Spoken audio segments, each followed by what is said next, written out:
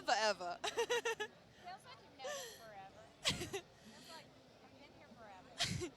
Good afternoon, and welcome to the Red Gorilla Music Festival. This is Ostentatious Productions coverage of South by Southwest and the Red Gorilla Music Festival. I am standing here right now with the amazing band that just had their first show of South by Southwest. Yes, it was. Okay, so this is Gigi, Scott, and Troubletown. So before we start, I want to introduce everybody. I'm Eric. I'm Gigi Scott. Ben Trexel, guitar. Leaf Bondarenko. And Ben actually did an amazing guitar solo in the very last song of their set. And he also doubles as the producer as well as, what else do you do? I play guitar and bass and produce. Lead guitar. Yeah. And how did you find that that's your calling in life, is lead guitar in a band?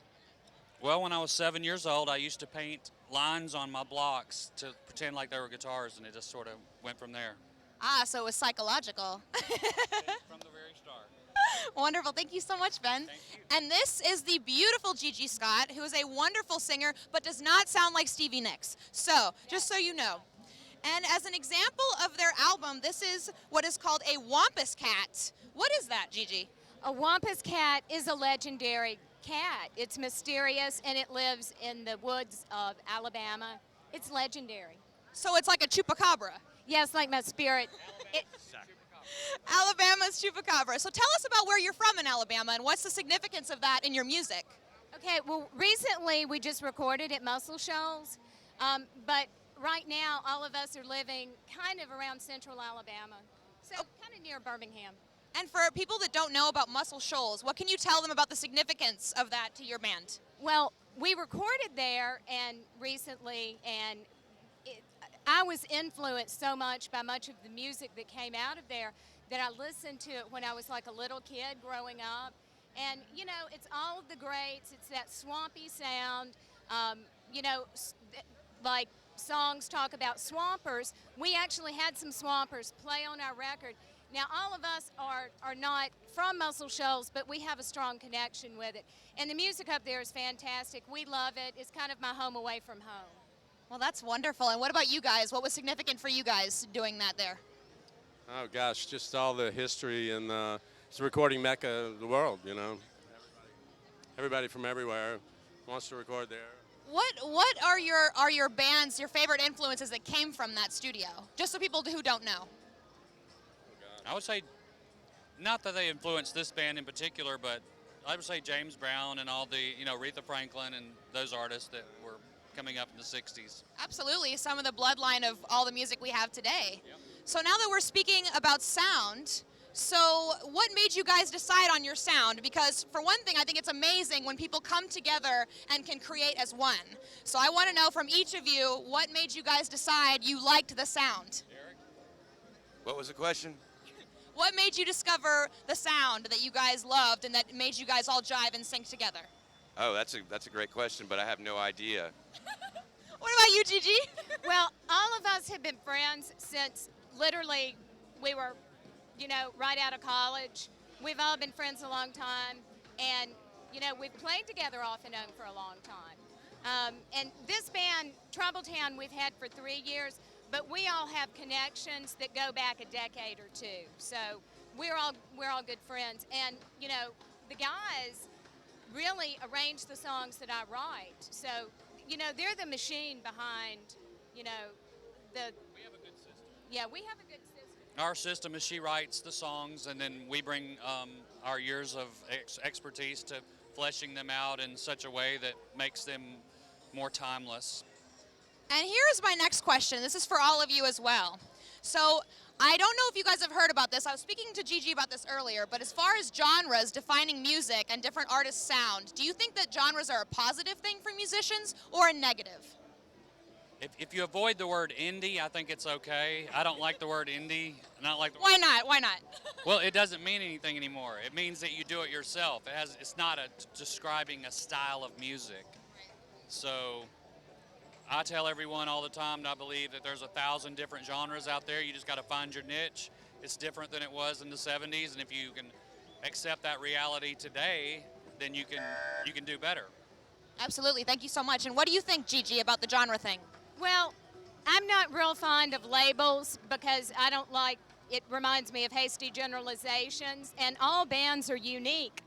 But I think because of the fact that you have to label it so people in the industry will understand what they're looking for, we're calling it swamp rock right now. So that's just a term that we're using. You know, we're influenced by rock, we're influenced by blues, we're influenced sometimes by reggae, not heavily, but I listen to a lot of Bob Marley. Listen, I listen to a lot of Graham Parsons, and I'm here in Austin, Texas, and I'm thinking about Graham Parsons and Emmylou Harris, who influenced me too. So, you know, it's a mash of a lot of different things with me. So who is the main writer for Trouble Town exactly? Songwriter? It's me. But It's me. It is me. But after I finish the material, I run it through Ben, and then of course the next thing that we have to do is put a rhythm section on it, and this is the most amazing rhythm section, one of the most amazing ones in the South. They are good. They are very, very, very, they're better than good. Better than good, I like that. Okay, so now that we know you guys a little bit better and everything, I want to ask, what makes you guys wake up every day and make music, despite, like you were saying, all the changes that happen every year to music, to bands, to what people are listening to? Because you guys are now, number 2 regionally? Yes. Which is amazing, and you guys are in the top 200 on the alternative section for the U.S. charts. So you guys are obviously doing something right. So what would that be? Well, for one thing, we're sailing our own ship, and we're not trying to sound like anybody else. We're just trying to sound like ourselves. So I think that works for us. But as far as me writing music, I've been devoted to it since I was a little kid, and I'm always going to be a musician, regardless of what happens. It's in my heart, you know, it's what I do. And it's the same with everybody here. What about your parents? Did your parents all, were they like, yes, you can be a musician, I support you, or did you guys have trouble? They were very supportive. Very supportive, luckily, because I'm a drummer, and so they had a lot of racket from me upstairs in my room, nonstop, you know? That's wonderful, because my parents told me, no way, you're not getting a drum set ever. We need to sleep at night. So that is really special. I love asking artists if their parents supported them. Did yours not? No. Well, For the ladies, it's hard. they supported it when I was playing classical music, when I was very young, which was brief. I mean, the classical music period. It was brief. So when I moved off into other genres, they not so much. Yeah, they kind of said, run, don't walk. Okay. But yeah, I steer my own ship. Absolutely, independent woman, I love that. And I also hear that you guys are maybe going to get a reality TV show? What's up with that? It's going to be called The Life of Eric. Really, really boring. Horrible ratings. I have had an offer, but right now it's just on the table. Well, I don't know what's going to happen. You guys aren't going to take down the band Kardashians? has not been informed yet, okay? Oh, okay. Well, now you are informed. Thank you.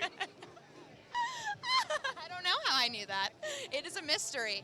But okay, so wrapping things up really quickly, I know you guys got a bunch of new fans today in the Dizzy Rooster here on 6th Street in legendary Austin, Texas. So for them to keep following you, I know you guys have CDs on, what was that, CD Baby? We are on iTunes. We're on CD Baby. You can find us on Spotify. You can find it on Apple, radio. We're being played on some indie radio stations across the U.S., and we're going to be played on more soon. So we're easy to find. My favorite place for you to find us is iTunes, but if you like Spotify, go there. It's under Gigi, Scott, and Trouble Town, and we have 2 CDs. The first one, Ben completely, did at his home and produced, and it's fantastic. And then we have the second one that, like I said, we all love, is from the Muscle Shoals area. Right. And what will be next for you guys? Where do you see yourself anywhere from now to 5 years from now? Well, I mean, one of the things that we're going to have to do is we're going to have to do some regional touring. So we're not likely in Alabama. We're going to have to stretch out and play some. That's going to be very exciting. Where would you like to go then? Right now, we're looking into a possible trip. Well, there are 2 possibilities. We're looking at one between Berkeley, because the Berkeley radio station has been playing our first CD, which is called Parable at the Cave. They've been playing some cuts off that.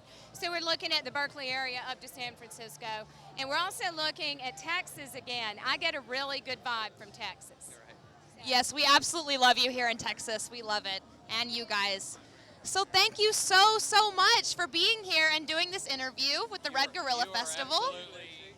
Thank you so much. No problem. The music business needs more people like you and less people like us. I'm serious. What does that mean? Well, we depend on people like you to get the word out for. Absolutely. Without you, we don't exist. Thank you. They're making me feel so good. No one's ever done this for me before. One of the things that's difficult for artists is promotion. Because, you know, I'm a songwriter, I'm a lyric writer, I'm a poet. You know, You're busy. Well, I need to be reflective. I don't need to be on the internet talking about myself. It makes me uncomfortable to talk about myself, but I have to. But you must. Yes. And he must talk about himself. Yes, please. Tell us more about yourself before we go. That's a really difficult open-ended question. What is your last words? My last words, it's been great. See you later. All right, and that has been Gigi Scott and Troubletown here in Austin, Texas on the legendary 6th Street. And this is my pick of their album to show off to you. It has a song, Mexico, on it that I dig very, very much. I want you guys all to go look at it. Look it up, do it right. Thank you so much for being with us on 6th Street for Ostentatious Productions of the Red Gorilla Music Festival. Woo! Yay!